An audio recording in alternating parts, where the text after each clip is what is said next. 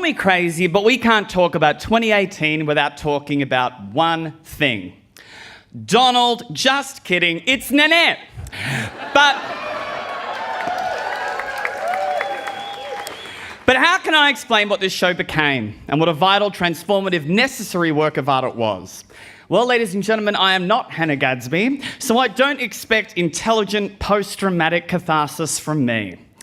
All I have to talk about is July. So here goes. The Oxford English Dictionary defines July as a body of people, typically 12 in number, sworn to give a verdict in a legal case on the basis of evidence submitted to them in court. And in July, we were glued to our screens as though nothing else mattered, and not just because of a certain Netflix special. We were all wondering the same thing. How the hell were these boys going to get out? Because in June, a group of 12 boys went into a Thai cave. And in July, they were still there, trapped. In fact, it was only on the 2nd of July, 8 days after they entered the cave, that divers discovered the group miraculously still alive. And you know what's really funny about this story? Nothing. Nothing is funny about this. These were children trapped in a horrific situation. They would be underground for a total of 18 days. Some of these young men were considered stateless, so even if they got out, their ability to move freely around in their own country would make any of us still feel very much trapped. A Navy SEAL, Saman Kunan, died in the process of delivering them oxygen. He had volunteered for this position. So what the hell can I bring to this?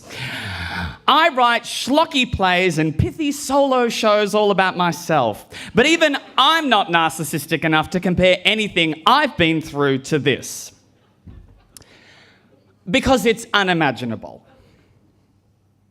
Unless you've been trapped in a cave. Which I have.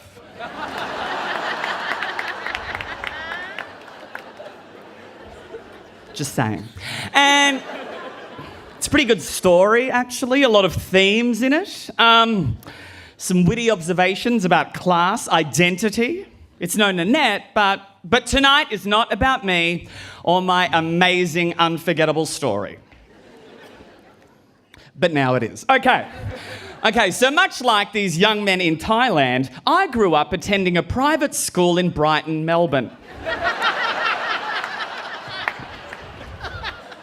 This was the type of school with proud traditions like singing hymns, learning Latin, the cane.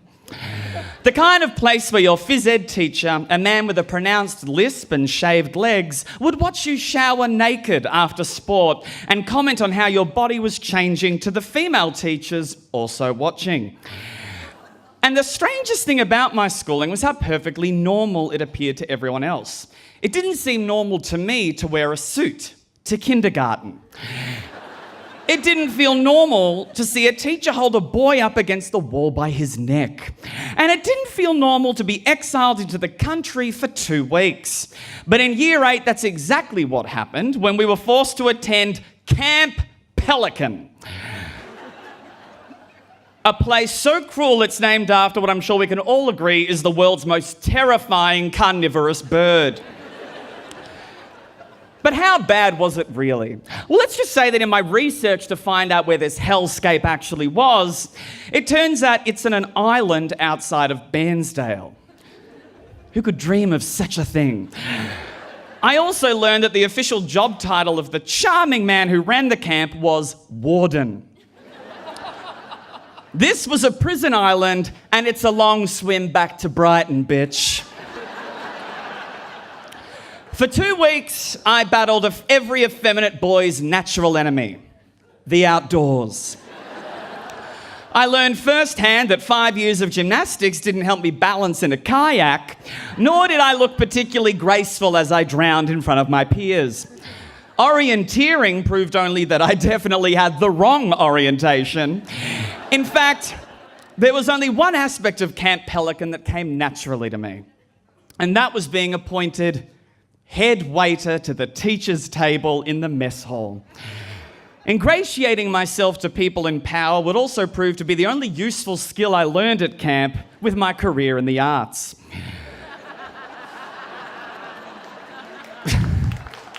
And some of you are here tonight. Love ya!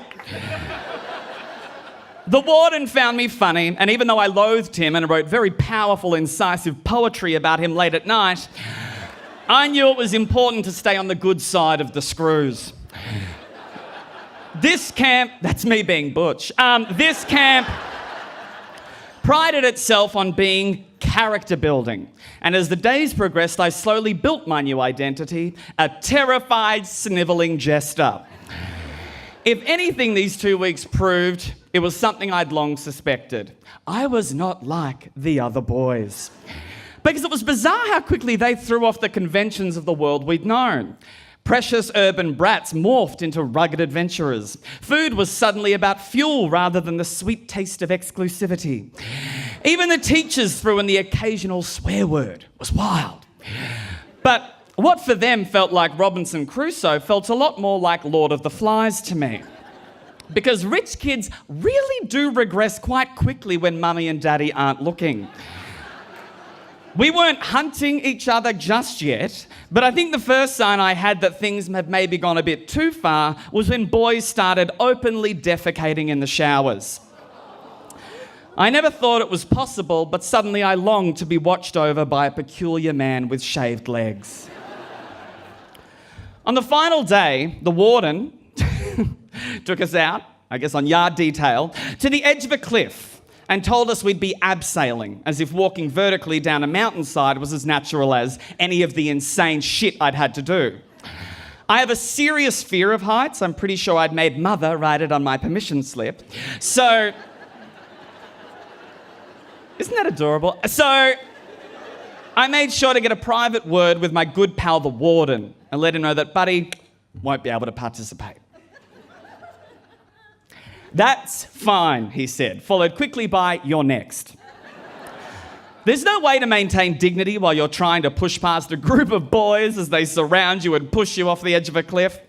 There's no way to look impressive as the staff force you over the abyss. And I learned that the only thing that will stop you shaking and crying once you're finally on solid ground is being told you're now going to climb back up the cliff. And this is where the cave comes in.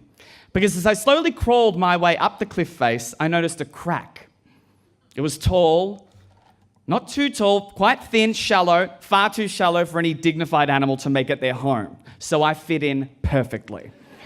I Tetrised my body into it and immediately began phase 2 of my ingenious plan. I live in the cave now. And like all of you, at first the folks found it mildly amusing and gave a gorgeous, polite laugh like that. Thank you so much. I bet the warden didn't know that his jester could commit so hard to a bit. But as time went by and it became obvious I wasn't joking, the group turned. Get out of there, Flanders! You're not hiding there forever! Come out! Come out! Come out! Come out! Come out! So bizarre that playwriting is dying. It's an odd thing when your inner voice starts suddenly syncing up perfectly with the world around you, especially when you're living in a hole in the wall. Come out, come out, come out. I was literally trapped in my own echo chamber, which takes me back to the cave in Thailand, because these young men in that cave trusted that someone would find them, even after they'd been in the dark for over a week. They trusted that people cared, that they'd help them escape. And when it came time to escape, these boys, some of whom couldn't swim at all, trusted their lives to complete strangers and got into very dark water. So what the hell was I afraid of? Obviously, I eventually came out of the island cave and from other dark places, too much more exciting dark places, but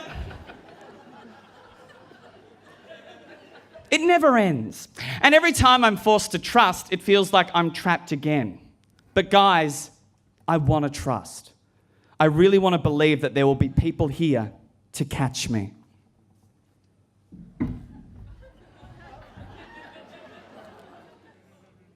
and I need to be honest. Will you catch me? Maybe come a little closer so you could actually catch me. Would really help me trust. Okay.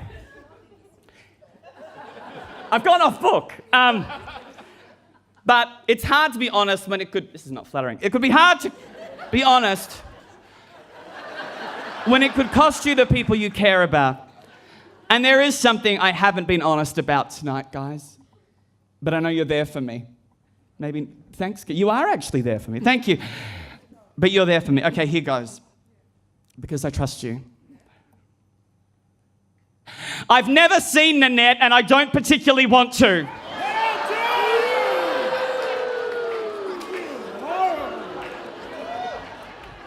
Sort your shit out.